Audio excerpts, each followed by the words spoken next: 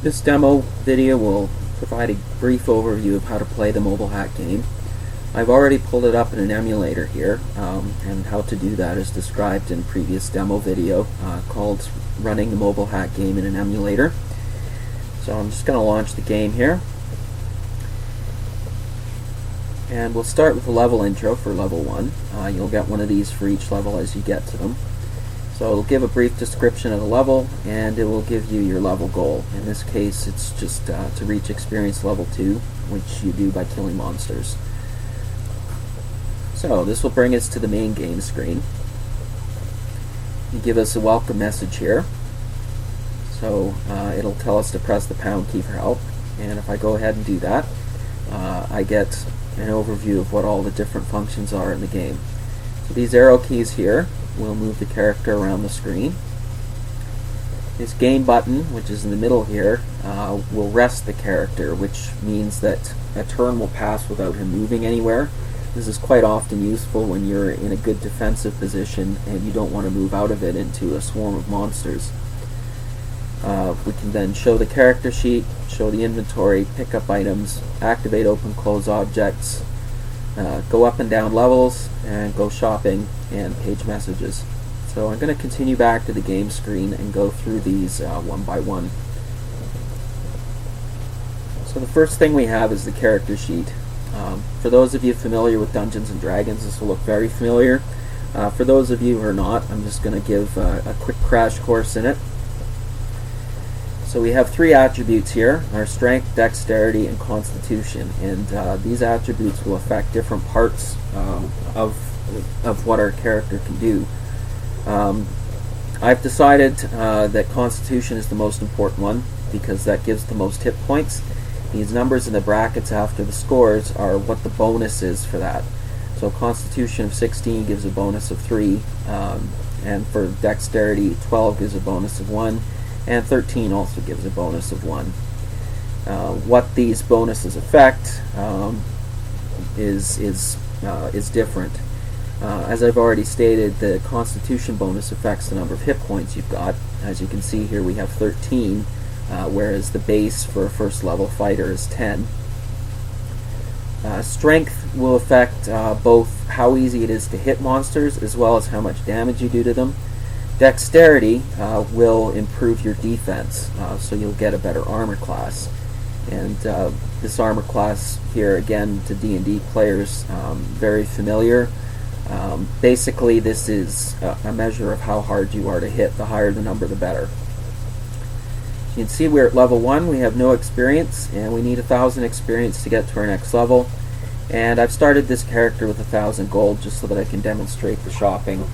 Normally the character would start with less. So if I continue back to the main game screen here, I can now show you the inventory screen. As you can see, we've got 5 heal potions to start with, but I'm already at full health, so I'm not going to use one until I need one. If I start moving, you'll see that some goblins appear, and they're going to come and try and kill me. I'm going to just kind of dodge around them and move into a better defensive position so I don't get surrounded. So here we go. Here's a door. That's an activatable object. So as you can recall from our help screen, activating an object was number 4. So if I press the 4 key, it's going to prompt me for the direction that I want to activate, because I'm not necessarily going to be standing on the object that I want to activate. So I press the arrow key corresponding with the direction of the object I want to activate, and the door opens. I'm going to go stand in the doorway because that's a good defensive position to be in, and I'm just going to start hitting monsters. Okay, as you can see, we've now gotten to a really, really low health level, and that's not a good thing, so I'm going to go to my inventory and use one of my heal potions now. And we're back up to full health. And we'll just keep hitting monsters. Okay, and he's dropped a heal potion. So I'm going to pick one up. I also need to use one. So I'm going to use one right away. And I'll hit this last goblin here.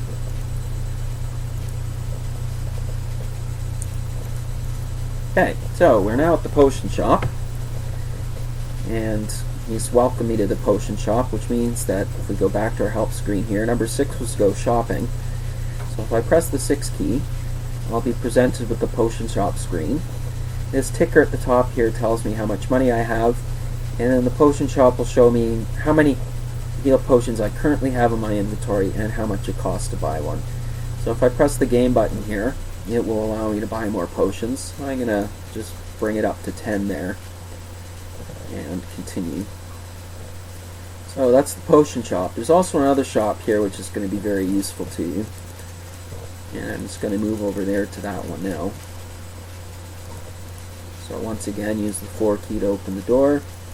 And once again, I get welcomed. Okay, so this one's called the enchanter. If I go shopping here, I'll get displayed a different list. And it'll show me the items I currently have equipped and their current enchantment level, which is 0, and the cost to enchant the item to the next level. So if I go ahead and enchant my longsword here, you'll see that I've both increased its enchantment level, which will improve how much easier it is to hit monsters and how much damage it does to them. And as you can see, the cost of the next level is considerably more, just to prevent the game from getting too unbalanced.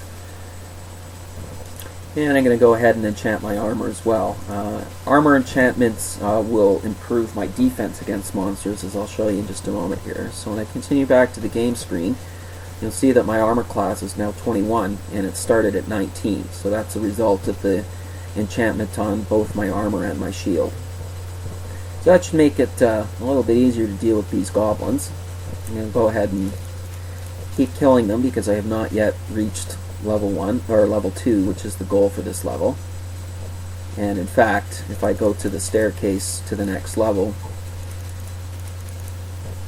it will not let me go down because I have not yet killed enough monsters. So we'll just keep killing off the goblins. Okay, as you can see, we've had multiple messages this turn, and so there's a little M symbol denoting the fact that I need to page through the messages. So if I press the 0 key, it will complete displaying the messages, and I can keep at it.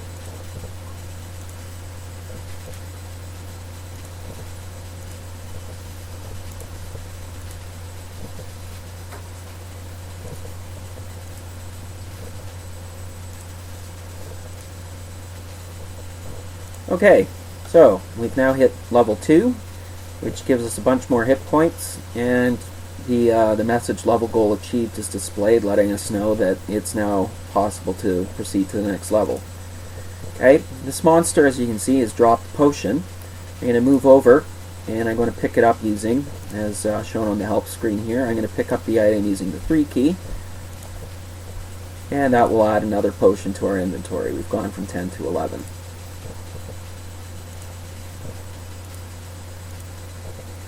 Okay, so I can now proceed to the next level.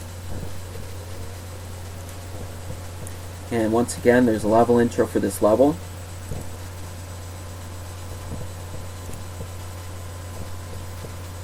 Now, as you can see, there's an up staircase showing where I came in. If I want to go back to those shops, once I've gathered some more gold from the monsters I'm killing, I can just step back onto that up staircase and press the 5 key just like I did to come down, and I'll go back to the staircase that I came down on.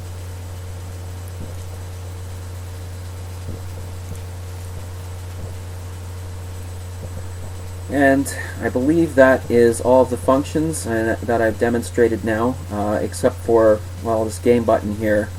So say I want to rest a turn because I'm in a good position. I'll show you over here. There's a nice little hole in the cave wall that I can just kind of get in there and prevent myself from getting surrounded. So this is a good position. I don't want to move out of it. I just press the game button and the monsters will move toward me.